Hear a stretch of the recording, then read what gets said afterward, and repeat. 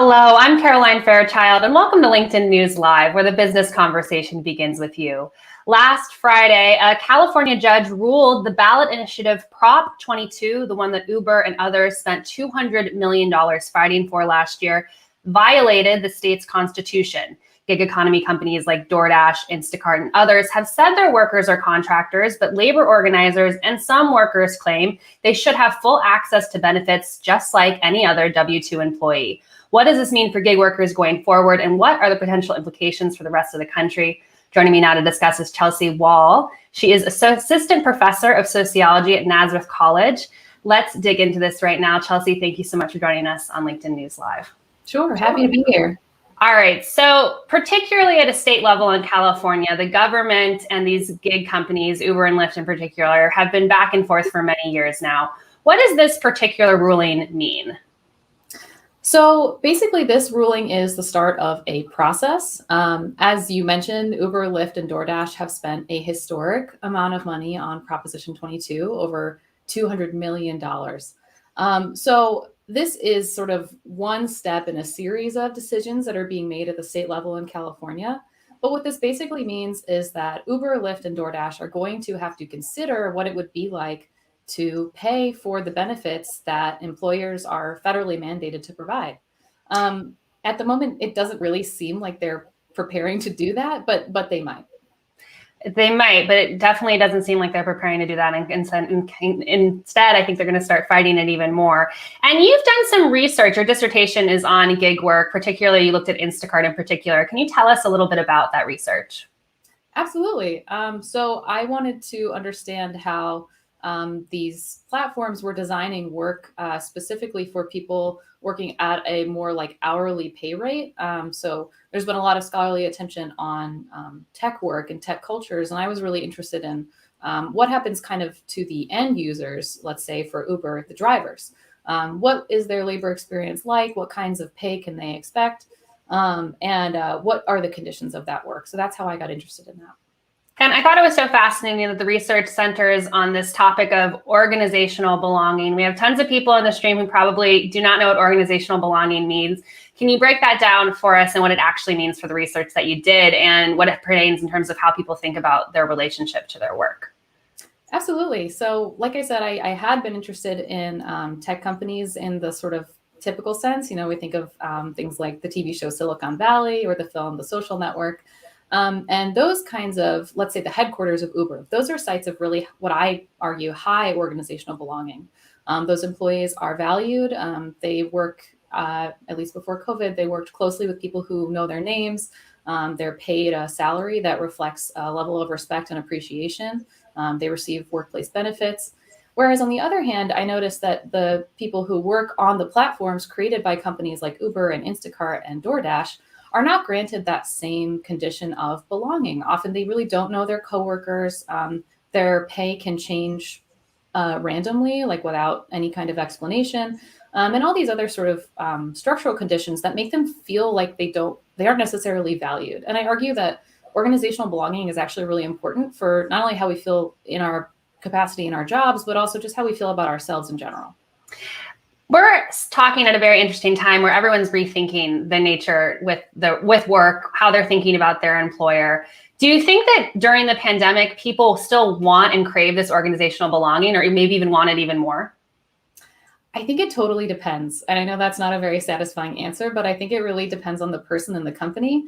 I think if you have been used to that kind of very enmeshed organizational feeling of saying hi to your coworkers when you come in and, you know, having an in-person meeting, then I think the pandemic has absolutely been detrimental to your sense of belonging, your sense of self. And indeed, this has led to what some economists are calling the great resignation of 2020 and 2021. Lots of people are reconsidering, what do I really want from work? What do I really want from my professional life? So I think some people really miss it, but others are really thriving working from home. So I think as far as like how are companies going to make that decision, I think you kind of have to ask your people.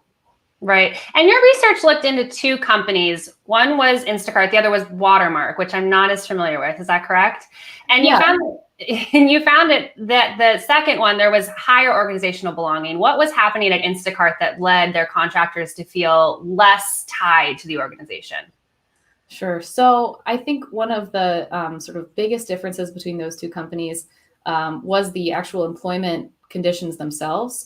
So whereas the employees of that small company that I had studied had, like I said, there was an employee handbook. The people knew their names. They were told and shown symbolically that they were valued.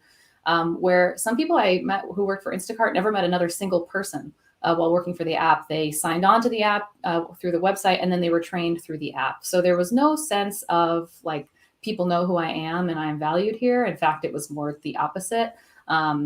Personally, when I completed my field work where I worked for Instacart, I didn't even know how to quit. I didn't know who to tell. So that's just one signifier of how little these workers feel that they are valued and like they matter in the context of the gig economy.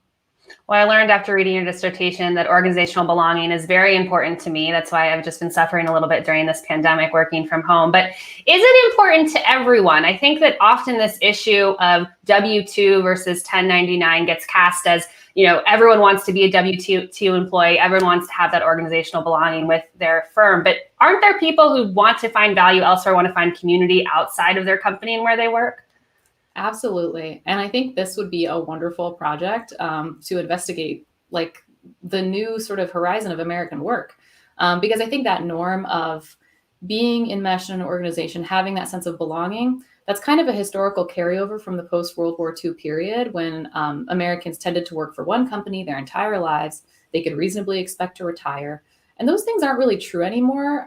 So it may very well be the case that a lot of American workers simply don't care that much about belonging. And I think that's poorly understood. So while organizational belonging may be important for some people, it may be less important for others. I think that would be a great thing to look into. In fact, you've given me a great idea. So thank you. I gave you the idea for your next paper. Hopefully you survive it. Okay. Not everyone wants organizational belonging or a really close relationship with their employer, but most people want health benefits.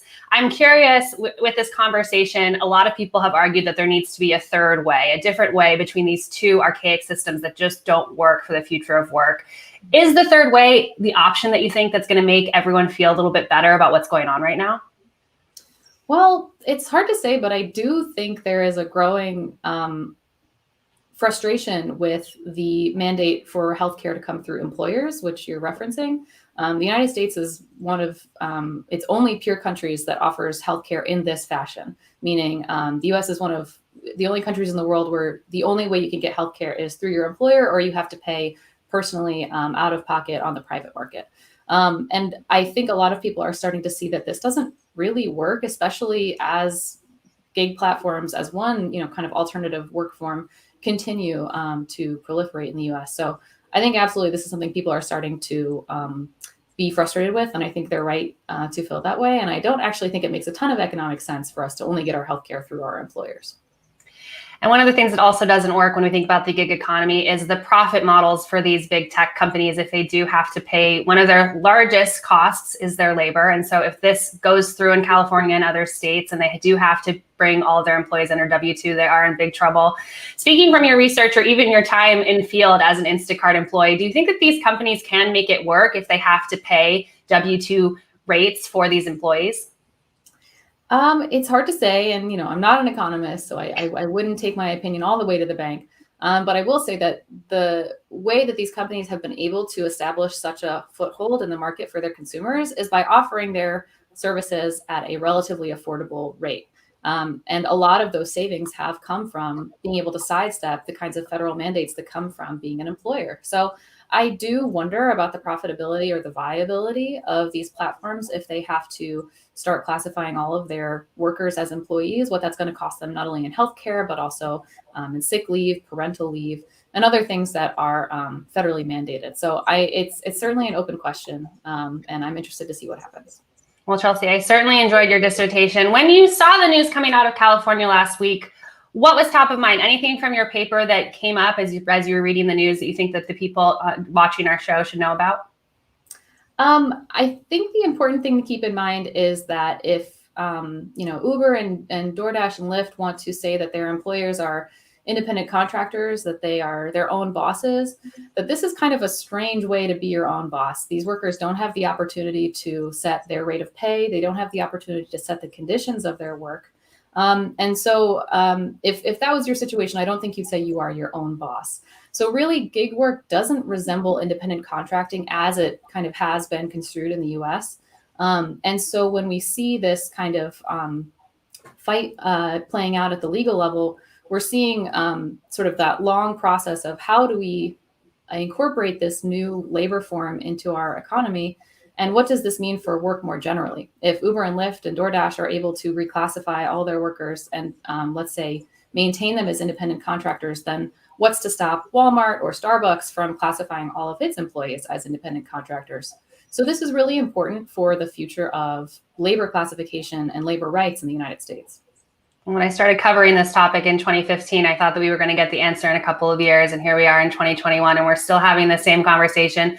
Chelsea, thank you so much for bringing this important perspective. And I hope to continue the conversation as I am sure the headlines continue to roll in. Thank you. That was Chelsea Wall. She's assistant professor of sociology at Nazareth College. All right, let's talk to someone who actually does gig work and does it for a living. I want to bring in Erzin Krivka. Erzin, welcome to LinkedIn News Live. Hi, how are you? Erzin's coming to us from New York, where I am as well. And starting at the beginning of the pandemic, he started to really rely on app-based forms of income. Erzin, talk to us a little bit about the apps that you're using right now and what you do for work, outside of your work as a professional DJ. Yeah, so I've been working for 3 food delivery companies, Uber Eats, DoorDash, and Grubhub. And yeah, since the pandemic started, there's been no DJ work. So I'm doing this like full time pretty much. And was it an easy decision to jump into the world of the gig economy? Did you read the headlines that said it's going to be rough and it might be a hard way to live? Or what was your experience like getting into these apps? Well, I was doing it part-time before COVID. So I just went to full-time, and being a DJ, I didn't have access to unemployment, and the bills still had to be paid. So this gave me the ability to earn money. So I enjoyed it. It was fun. I like doing the work. I like the flexibility to it, where if I could want to work a bunch of hours, I could do it. If I don't want to work, I don't have to work. But again, because being in the artistic field, I don't have unemployment insurance. I still got to pay the bills once COVID hit. So this was the perfect thing. And many of the members who are joining us in the stream right now may use apps to get food delivered, but probably have never worked for them. Can you walk us through a typical day, what it's like for you working for these apps, how you manage to juggle all 3 to get the most income per day? Sure. I just I take as many deliveries as I can. I kind of look at distance. I kind of look at, how much I'm going to get paid for that delivery. Like some deliveries, I'll get nothing. Let's say $3. Mm-hmm. I might not go on those deliveries, so I'll wait for something more. But it kind of, it depends on the weather of the, like the weekend we just had, it was really busy. So the income was really good with the deliveries.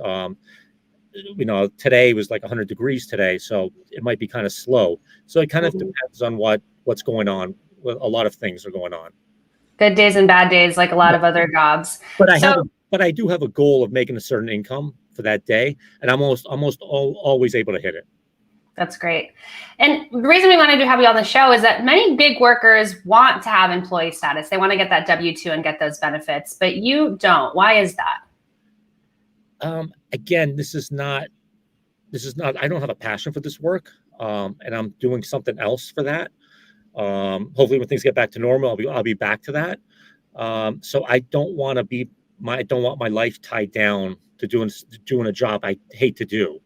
If I was to work at I could get a job at work getting a W-2 and I'll be miserable. And I don't want that. And I'd have to give up my passion and the things I really want to do. So I don't want to lose that.